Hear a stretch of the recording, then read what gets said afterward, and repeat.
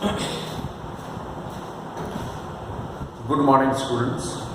In our last class, our last discussion was the Wheatstone bridge and its balanced condition. We have seen what is the Wheatstone bridge and when it is considered to be balanced. In that case, the ratios of the resistances will be equal and all we have already discussed. Okay, I am discussing today two important questions. Two important problems. There are so many problems. I will give you in the assignment also. But here, at this moment, I am discussing two important problems. Both are the board questions. Okay. Let us see first. This question here. This is the circuit. It is the first question. It is the circuit. Okay. In this, I just tell you the question in this here that you have to determine the current drawn in the circuit. Okay, I just confirm it. Yes, you have to find out the current drawn from the battery. You have to determine the current drawn from the battery. Let us say current is drawn from the battery is I, which is circulating through this, and ultimately I current will be coming. You have to determine the value of I. Alright. What I will do, whenever, as I told you, whenever such type of the circuit you will be getting, always try to bring it to the form of the Wheatstone bridge. Alright? Wheatstone bridge. How it will be? Look, our intention will be always to bring it to the form of the Wheatstone bridge. I think you remember this is the Wheatstone bridge. Okay, now compare it with this. Look, battery is connected with A and C. So battery should be connected with A and C. Just looking this above circuit, I am drawing it. See, this is A and C. Okay, there are 5 resistances. 1, 2, 3, 4, 5. Okay, then after that, look, what you will do, first clue. This middle one, you join it in the place of the galvanometer in the original diagram. If you remember, in the original diagram, here was the galvanometer. Okay, always this 5 ohm, you connect it here, galvanometer. Okay, and remaining, that means this galvanometer or this resistance 5 ohm has been connected between B and D. Okay, so you make it B and D. Alright, you are making it B and D. Then what will happen? If you make these B and D, because in between B and D 5 ohm is connected, then now you see between A and D 1 ohm. Okay, B and C, then between B and C 2 ohm. Then you come to AD. In between A and D, here is 2 ohm. And between D and C, there is 4. Look, we have just simplified this circuit in this form of the Wheatstone bridge. Now you check, are you getting 1 by 2 is equal to 2 by 4? 1 by 2 is equal to 2 by 4. In your original Wheatstone bridge circuit, you see, it will be 1 by 2 is equal to 2 by 4. It means it is a balanced bridge. Okay, balanced bridge. That means no current through 5 ohm. If it is a balanced bridge, no current will be there through 5 ohm. That means this 5 ohm has got no existence here. That means it will be simply, the circuit will be reduced like this. Okay, it is 1 ohm, it is 2 ohm, it is 2 ohm, it is 4 ohm, and here it is connected to battery. Look, it has been simplified. Now this 3 ohm and 6 ohm are in parallel. So 3 ohm and 6 ohm are in parallel connection. So what is the net resistance? What is the resistance between A and C? 1 by RAC is equal to 1 by 3 plus 1 by 6.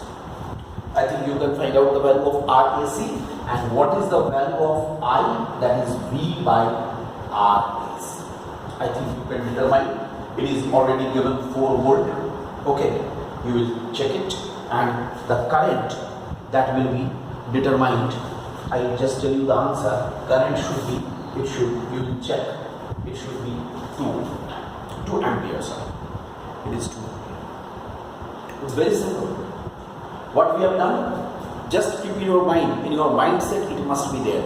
In your mindset, if such type of the circuit is there, always you should think, okay, it will go to the Wheatstone bridge, balanced Wheatstone bridge. Let us see if it is coming to the balanced Wheatstone form or not. So your intention will be, in your mindset it should be there. So you are getting it in this way.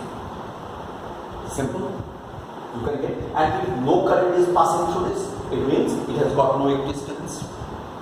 That means B and D are at the same potential, then only it is possible. Similarly, this is also another question. Look, here it is the question.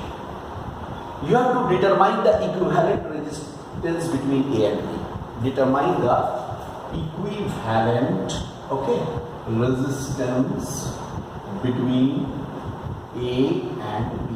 You have to determine this. This also, whenever you are getting this type of the figure, you also try to reduce it to this form. It's very simple. Again, I think it is, if you have understood the previous problem, I hope no problem should be there. This is, look, I am taking in this way. This is A, this is B. Okay? And you take it in this way. A and B. Look, A is connected to, it has been not given. Let us say I take this point O. Okay, I consider this point. A is connected to O. B is connected to E. Alright? Okay? And then remaining are C and D. Because here see, C is connected to E, okay?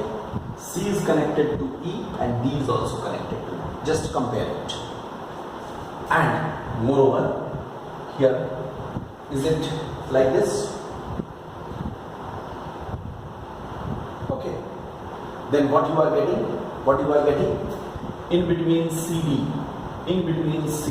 look, in between CD, R. In between CO, R. In between CE, R. Here also R, here also R.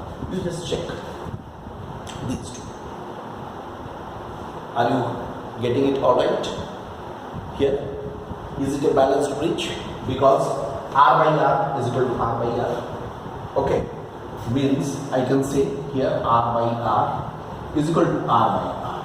Which R we are talking about? Resistance of CO by resistance of C is equal to resistance of OD by resistance of D. No current through CD, no current through CD. That means what will happen? These two are in series, just like this. It will be reduced to this form, isn't it? That means what you will be getting?